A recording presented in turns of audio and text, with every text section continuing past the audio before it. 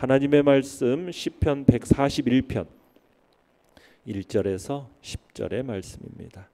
시편 141편 1절에서 10절의 말씀 우리 한 목소리로 같이 읽도록 하겠습니다. 시작. 여호와여, 내가 주를 불러싸오니 속히 내게 오시옵소서. 내가 주께 부르짖을 때에 내 음성에 귀를 기울이소서. 나의 기도가 주의 앞에 분향함과 같이 되며 나의 손드는 것이 저녁 제사같이 되게 하소서. 여호와여, 내 입에 파수꾼을 세우시고 내 입술의 문을 지키소서. 내 마음이 악한 일에 기울어 죄악을 행하는 자들과 함께 악을 행하지 말게 하시며 그들의 진수성찬을 먹지 말게 하소서. 의인이 나를 칠지라도 은혜로 여기며 책망할지라도 머리에 기름같이 여겨서 내 머리가 이를 거절하지 아니할지라. 그들의 재난 중에도 내가 항상 기도하리로다. 그들의 재판관들이 바위 곁에 내려 던져졌도다. 내 말이 달무로 무리가 들으리로다.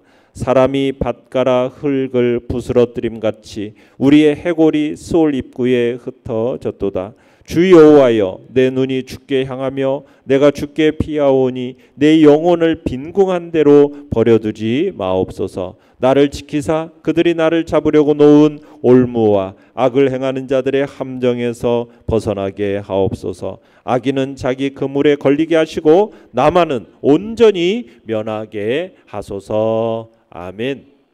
오늘 말씀의 제목은 주께 부르짖을 때 귀 기울이신다 라는 제목으로 말씀을 나눕니다. 오늘 시는 다윗이 사울과 그 추종자들에게 쫓겨서 망명생활을 할 때 지은 시인데요. 엔게디라는 동굴에서 사울을 죽일 기회가 다윗에게 있었어요. 그때 다윗은 사울을 죽이지 않죠. 하나님의 공의의 손길에 그 보응을 맡깁니다. 그리고 그의 옷자락만, 사울의 옷자락만 잘라서 살려준 그때의 일을 회상하면서 지은 시가 오늘 본문의 시입니다. 자, 1절 2절을 같이 한번 읽어보겠습니다. 시작. 여호와여, 내가 주를 불러싸오니 속히 내게 오시옵소서. 내가 주께 부르짖을 때에 내 음성에 귀를 기울이소서. 나의 기도가 주의 앞에 분향함과 같이 되며 나의 손드는 것이 저녁 제사같이 되게 하소서. 자, 시인이 지금 자신이 부르짖는 이 기도에 대해서 지금 신속히 응답해 달라고 지금 삼중적으로 호소하고 있는 내용입니다. 자, 1절에서 다윗이 여호와의 이름을 부르면서 속히 오셔서 내가 부르짖음에 이 귀를 기울이시고 제발 응답해 달라고 지금 기도하고 있잖아요. 그러니까 속히 오시리라는 이 말이나 귀를 기울여 달라는 이 말 속에는 뭐가 들어 있어요? 지금 다윗이 당면한 이 상황의 절박함, 이 절박함이 들어 있어요. 그죠? 그걸 강조하기 위해서 지금 이렇게 표현하고 있는 겁니다. 그러니까 위기 앞에서 지금 다윗은 즉각적으로 하나님 앞에 무릎 꿇고 기도하는 거죠. 자신이 처한 이 위기의 상황에서 하나님 속히 오셔서 내 기도와 간구를 응답해 주시라고 지금 간구하고 있는 겁니다. 하나님만이 이 모든 문제의 유일한 해결자 되심을 고백하면서 하나님의 도움만을 바라고 있는 겁니다. 그리고 다윗은 그의 기도가 2절에 보는 것처럼 제사장들이 아침과 저녁에 성소에 있는 분향단에 향을 피워서 하나님을 영화롭게 하고 또 아침 저녁으로 드리는 이 상번제처럼 하나님께 흠양되는 이 제물이 되게 해달라고 지금 자신의 기도를 지금 그렇게 하나님 앞에 하고 있는 거죠. 그러니까 자신의 기도가 하나님께 전적으로 상달되게 해달라고 지금 기도하고 있는 것이 2절의 이야기입니다. 내용과 설문제 1번을 보시면 시인이 악을 행하지 않기 위해 하나님께 간구했던 내용은 무엇입니까? 자, 우리 3절 4절을 읽어보겠습니다. 시작. 여호와여, 내 입에 파수꾼을 세우시고 내 입술의 문을 지키소서. 내 마음이 악한 일에 기울어 죄악을 행하는 자들과 함께 악을 행하지 말게 하시며 그들의 진수성찬을 먹지 말게 하소서. 지금 다윗은 하나님께서 입에 지금 파수꾼을 세워서 입술의 문을 지켜달라고 지금 간구하고 있어요. 지금 다윗이 여기서 걱정하고 있는 게 뭐냐면 지금 자기가 고통을 당하고 있어요. 지금 절박함 속에서 하나님께 부르짖고 있지 않습니까? 그런데 만약 자신의 기도가 즉시 응답되지 않으면은 혹시 자기가 하나님을 원망하지는 않을까? 악인들의 그 악한 말을 본받아서 정말 입술의 죄를 범하지는 않을까? 하나님 그렇지 않게 해달라고 지금 자신의 입술의 문을 지켜달라고 붙들어달라고 지금 간구하고 있는 것입니다. 그러니까 다윗이 지금 목숨이 경각간리에 달린 상황 속에서 자칫 입술로 하나님께 범죄하지 않도록 은혜를 지금 간구하고 있는 겁니다. 그러면서 4절에서는 악인들의 진수성찬을 먹지 않게 해달라고 간구하고 있죠. 이 진수성찬을 먹는다라는 것은 그들과의 교제를 의미하는 겁니다. 그들과의 교제를 피하고 어떤 영향도 받지 않게 해달라고 간구하고 있는 거예요. 자신의 마음이 악한 일에 기울이지 않도록 간구하는 거죠. 이 당면한 이 절박한 위기 상황으로 인해서 악인들과 타협하지 않게 해달라고 그런 그의 간절한 열망이 잘 반영되고 있는 간구다라고 볼 수가 있는 겁니다. 자, 5절을 읽어보겠습니다. 5절 시작. 의인이 나를 칠지라도 은혜로 여기며 책망할지라도 머리에 기름같이 여겨서 내 머리가 이를 거절하지 아니할지라 그들의 재난 중에도 내가 항상 기도하리로다. 자, 여기서 의인이 나를 친다라는 것은 의인이 나를 친다는 말은 무슨 말이냐면 의인이 바른 말로 나를 책망한다는 얘기입니다. 그래서 책망해서 바로잡는다라는 의미예요. 그러니까 다윗은 이와 같은 책망, 견책 이걸 기꺼이 원하고 있는 거죠. 그것을 자신의 육신과 영혼을 위한 호의로 생각한다는 겁니다. 의인의 그 책망이 의인의 견책이 그것이 내게는 호의로 생각되고 그 내용이 어떤 것이든 간에 내가 그것을 기꺼이 받아들일 자세가 되어 있다. 이것을 말하고 있는 겁니다.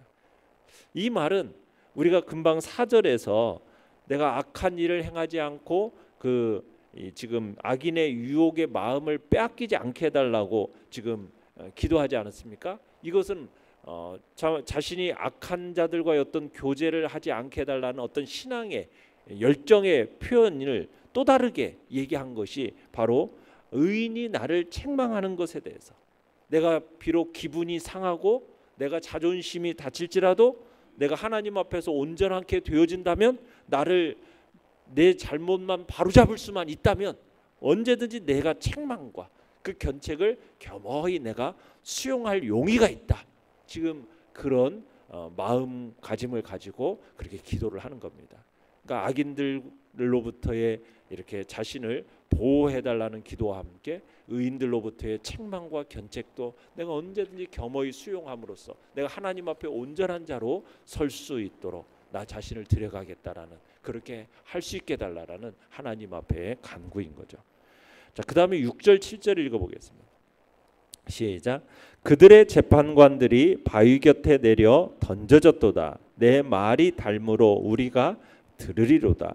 사람이 밭가라 흙을 부스러뜨림 같이 우리의 해골이 스올 입구에 흩어졌도다. 지금 이 내용은 뭐냐면 다윗이 행악자들에 대한 파멸을 고대하는 확신의 내용입니다. 여기서 그들의 재판관이라고 해서 그들이라는 것은 악인들을 얘기하는 거고 재판관들이라는 것은 악인들이 추종했던 지도자들을 가리키는 말이거든요. 그러니까 그들이 어떻게 된다는 겁니까? 바위 곁에 내려 던져졌다. 그 다음엔요, 밭가라 흙을 부스러뜨린 같이 해골이 스올의 입구에 흩어졌다. 이게 어떤 죽음입니까? 매우 비참한 죽음을 지금 의미하는 거잖아요. 매우 비참한 죽음으로 멸망케 될 것을 의미하는 말입니다. 그러니까 다윗은 자신을 대적하는 모든 악인의 우두머리들이 하나님의 그 가혹한 심판 앞에서 부서지고 파멸될 것을 그것을 지금 자신의 경험을 토대로 해서 확신하면서 당시 그가 지금 어려움에 처해 있고 그리고 능히 당면한 이 어려움에 대해서 내가 능히 이겨낼 수 있을 거다라는 확고한 고백이 바로 이 속에 들어있는 겁니다. 내용과 찰 문제 2번입니다. 시인은 악인으로부터 자신을 보호하기 위해 무엇을 간구합니까? 우리 8절에서 10절을 읽어보겠습니다. 시작. 주 여호와여 내 눈이 주께 향하며 내가 주께 피하오니 내 영혼을 빈궁한 대로 버려두지 마옵소서. 나를 지키사 그들이 나를 잡으려고 놓은 올무와 악을 행하는 자들의 함정에서 벗어나게 하옵소서. 악인은 자기 그물에 걸리게 하시고 나만은 온전히 면하게 하소서. 지금 다윗은 이 행악자들의 함정으로부터 자기의 구원을 지금 삼중적으로 막 호소하고 있는 겁니다. 하나님께서 자신을 악인이 쳐놓은 그 올무, 함정, 여기서 벗어나게 해달라고. 오히려 악인이 자기 그물에 걸리게 해달라고. 그런 구원을 베풀어 달라고. 악인에 대해서 심판을 허락해 달라고 지금 기도하고 있는 거죠. 여기서 보면 올무, 함정 이렇게 동일한 의미의 표현을 반복해서 사용하고 있지 않습니까? 그러니까 자신을 향해 놓여진 악인의 공격이 얼마나 치밀하고 파괴적인 것인지를 지금 강조하면서 지금 올무, 함정이라는 표현을 반복해서 써놓고 있는 거죠. 그러니까 다윗은 자신의 지혜만으로는 이들이 쳐놓은 이 정교한 올무와 함정에서 빠져나갈 수 없다는 사실을 잘 알았기 때문에 하나님의 구원을 구하고 있는 겁니다. 그러면서 악인은 이렇게 얘기하죠. 10절에서 악인은 자기 그물에 걸리게 하시고 나만은 온전히 면하게 하소서. 문자적인 의미는 악인은 철저히 망하고 자신을 구원을 얻게 해달라 이런 의미이죠. 근데 보다 깊은 영적 의미가 있는데 뭐냐면 다윗은 지금 원수가 자신을 해하려고 지금 도처에 올가미, 함정 이런 것들을 막 설치해 놨어요. 그런데 자신은 그 악인들과 똑같이 어떤 함정과 올가미를 자기 올무를 이렇게 설치하는 방법을 사용하지 않아요. 대신 뭐 합니까? 하나님 앞에 맡기는 거예요. 자기가 그 사람에 대해서 판단하고 그 사람에 대해서 심판할 자격은 내게 없다라는 것을 알기에 모든 것을 지금 하나님께 전적으로 맡기고 철저하게 하나님을 의뢰하는 신앙을 견지하고 있는 것을 보게 되는 겁니다. 연구한 묵상 문제 3번입니다. 시인은 왜 고난 가운데도 항상 기도하겠다고 다짐합니까? 그러니까 시인은 오직 여호와께 피하는 것만이, 하나님께 기도하였으면서 하나님께 피하는 것만이 영혼의 안전함을 지킬 수 있는 유일한 방법이라는 것을 잘 알았기 때문입니다. 하나님께 기도하고 간구하는 것, 그것만이 어려움에서 벗어날 수 있는 유일한 길이다. 하나님께 간절히 구할 때 진정한 은혜를 누릴 수 있다는 사실을 잘 알았기 때문에 그는 고난 가운데 항상 기도하겠다고 다짐하는 겁니다. 하나님만이 모든 문제의 유일한 해결자 되심을 고백하는 거죠. 그래서 하나님의 도움을 바라는 겁니다. 이게 바로 다윗의 위대함이에요. 다윗을 이스라엘의 최고의 왕으로 만들어준 원동력은 다름 아닌 바로 하나님 앞에 무릎 꿇는 그의 기도의 자세였던 거죠. 언제나 위협적인 상황, 때로는 정신 차리기 힘들고 너무 고통스러운 그런 상황이 거듭되면은 사람이요 기도하는 것을 망각하게 돼요. 위기에서 벗어나기 위해서 자꾸 스스로 내가 어떻게 뭔가를 해보려고 한다고요. 그래도 안 되면은 자포자기하고 절망에 빠지고 마는 게 인간의 모습이에요. 그러나 믿음의 사람은, 참 하나님의 사람은 그 위기의 순간에 가장 먼저 뭘 한다고요? 무릎을 꿇는 겁니다. 기도를 올리는 겁니다. 하나님의 도우심을 구하고 하나님의 베푸실 은혜를 간구하는 거예요. 자기가 감당할 수 없는 문제, 그것을 겸손히 하나님께 내어 맡기면서 거기서 참된 해결책을 찾는 거죠. 그게 믿음의 사람의 모습이거든요. 그래서 우리는 어떤 순간에도 즉시 하나님을 생각하고 하나님께 전심으로 기도하면서 도움을 구할 수 있는 그 믿음, 신앙적인 습관, 이것을 가지시길 바랍니다. 다윗처럼 기도하고 간구하는 자세, 무릎 꿇는 자세, 이것을 견지해 나갈 때 위기 앞에서 허둥대거나 자포자기하지 않고 승리와 번영의 순간에도 겸손하고 감사의 자세를 취할 수 있는 것입니다. 우리가 그런 지속적인 축복의 삶을 살아가는 복된 자리에 우리 모두가 있기를 간절히 바랍니다. 느낀 점 4번입니다. 자신을 악으로부터 지키기 위해 주님께 간구하는 시인을 보면서 무엇을 느낍니까? 여기서 보면은 자신의 힘으로 악을 이기겠다라는 어떤 다짐보다는 자신의 연약함을 인정하면서 겸손하게 하나님을 향해서 자신의 마음을 다스려 주시기를 간구하는 것을 보게 돼요. 그죠? 자신의 어렵고 힘들 때 입술을 지켜달라고, 그리고 악인들과 이렇게 교제하는 그것을 피하게 달라고, 또 악으로부터 하나님 나를 지켜달라고. 그러니까 우리가 신앙의 연조가 때로는 깊어졌다라고 하고 스스로 뛰어난 믿음을 지닌 것 같았다라고 할 때 오히려 지극히 작은 유혹 앞에 쉽게 언제든지 흔들리고 넘어질 수 있다라는 것을 우리 기억해야 됩니다. 그래서 예수님께서 제자들에게 기도를 가르치면서 주기도문에서 뭐라고요? 시험에 들지 않게 해달라고, 악에 빠지지 않게 해달라고, 이렇게 항상 하나님께 간구해야 함을 우리에게 가르치셨던 거거든요. 그러니까 우리들은 그 유혹에 대해서 필요 이상의 자신감을 가지지 않아야 되는데, 우리가 그 유혹 앞에 언제든지 나는 뭐 이길 수 있는 것처럼 필요 이상의 자신감을 가지는 경향이 있어요. 그게 위험한 거예요.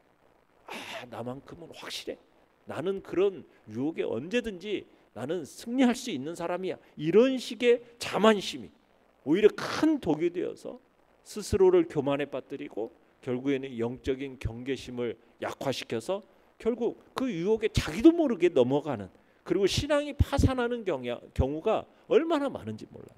그래서 교만은 뭐라고 그래요? 교만은 패망의 선봉이에요. 거만한 마음은 넘어짐의 앞잡이다라고 잠언서에 얘기하고 있죠. 그래서 바울도 얘기하죠. 뭐라고요? 그런즉 선줄로 생각하는 자는 넘어질까 조심하라. 그렇게 경고하고 있는 거예요. 그러니까 죄에 대해서, 유혹에 대해서 우리는 자신할 수가 없습니다. 항상 자기 자신을 점검하는 자세를 잃지 말아야 돼요. 하찮고 사소해 보이는 일이라 할지라도 우리가 결코 쉽게 생각해서는 안 됩니다. 신중하게 대처해 나가야 되는 거죠. 그래서 날마다 기도와 말씀으로 무장하고 우리 스스로를 점검하고 바르게 세우려는 노력을 끊임없이 거듭해야만 우리가 죄의 세력으로부터, 불의의 세력으로부터 승리하고 그 유혹을 승리하는, 그래서 더욱 굳건하고 아름다운 그런 신앙과 삶을 세워나갈 수 있게 되는 것입니다.